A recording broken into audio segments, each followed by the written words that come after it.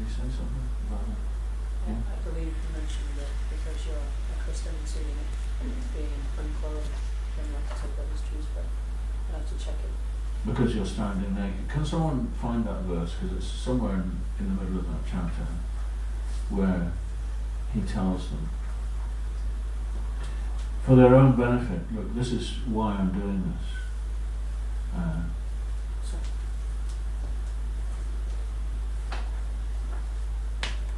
A bit like the judge in court, you know, when he passes sentence, he takes quite a while to explain to the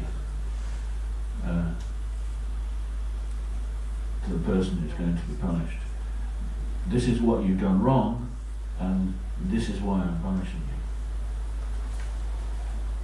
you. And in the case of Nala Kuvera and Manigriva, they were given the special benediction that although they were made to stand as trees, they were able to remember everything that happened. So that added extra potency to their fate. Let me know when you found it. You got it? I found the passage very speaking to them. Okay. It's a lot of philosophy. Yeah, it's a lot of philosophy. These stories are not just entertainment, they're also to learn. So the fate of Nalakuvara and Manigriva,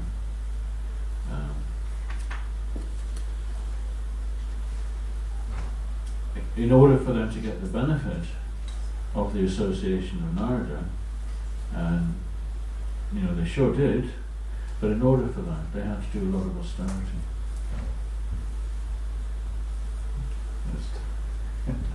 Well, until you find the verse, I'm going to speculate that Narada Muni said, but you'll correct me when you find the verse, that because you're behaving basically, you know, you're standing naked, unconscious, as trees, as if you were trees, so I'm going to make you stand as trees. The point being that, you know, we do create our own karma. Prabhupada uses the word punishment quite a lot in this chapter. And punishment is a tricky word really, because it comes from, I think it comes from the Roman word. It's the same as penal, P-E-N-A-L, you know, punishment, pain. The word pain is the same root as punishment, to give pain for the purposes of keeping law and order. That's where we get the English word punishment. It's a Roman word. And it's a difficult word because it implies a sort of, you know, retribution. And that is a particular... You got a verse? Read me a verse. Yeah. So maybe I'll read it because I've got my phone. It doesn't say he speaks directly to him, but it says he's there and he's speaking out loud. So I'm presuming he okay, heard him. here we are. Yes, so Narada is explaining for the benefit of us all, as well as the two unfortunate victims. These two young men had great fortune to be the sons of the demigod Kuvera, but because of false prestige and madness, they are so fallen that they are naked, but cannot understand that they are. Therefore, because they are living like trees, for trees are naked and not conscious, these two young men should receive the bodies of trees. This will be proper punishment. Nevertheless, after becoming trees and until they are released by my mercy, they will remember their past sinful activities. Thank you very much for this. Text number 20 to 22.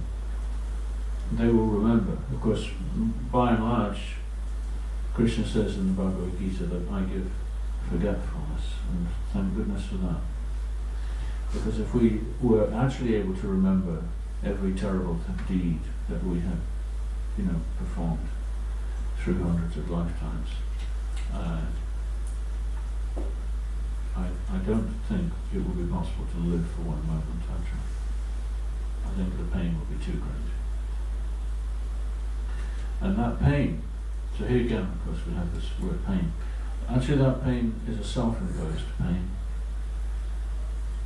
No one is telling me that I have to feel guilty. I feel guilty myself. I'm aware of the pain I've given to others. And this is ultimately the nature of the soul, that we are, after all, in the image of Krishna, we are spiritual beings, and if we become aware, I have hurt someone, it's a painful realization.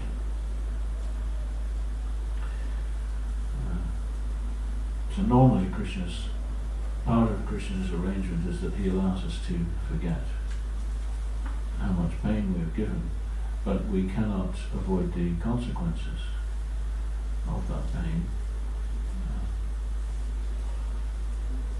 A bit like I was listening on the radio just yesterday in fact, to a murderer who had served 15 years in jail and now he's released. And he described how well I broke into a house and to steal, and unfortunately someone disturbed me while I was there.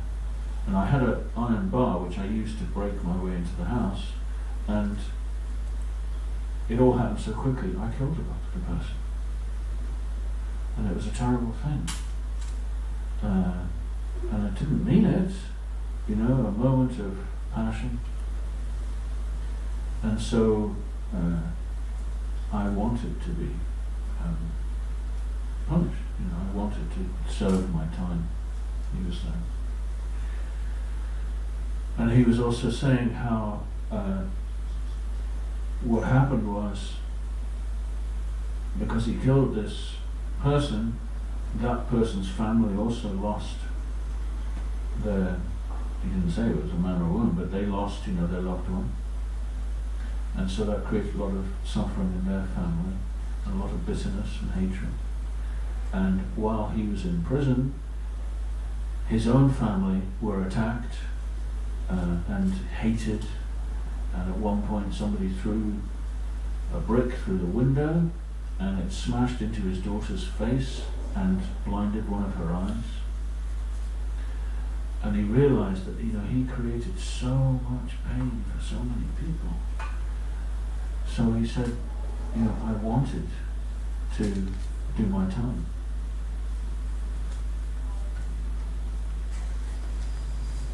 And so here's Nala, Kuvera and Manigriva. They are given the benefit of 100 years, 100 celestial years, living as trees, to contemplate their misdeeds.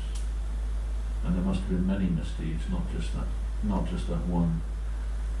Obviously that was not just one out of character incident. Sometimes in the court they call for the character witness and it may be discovered that this was out of character, so we'll let you off this time.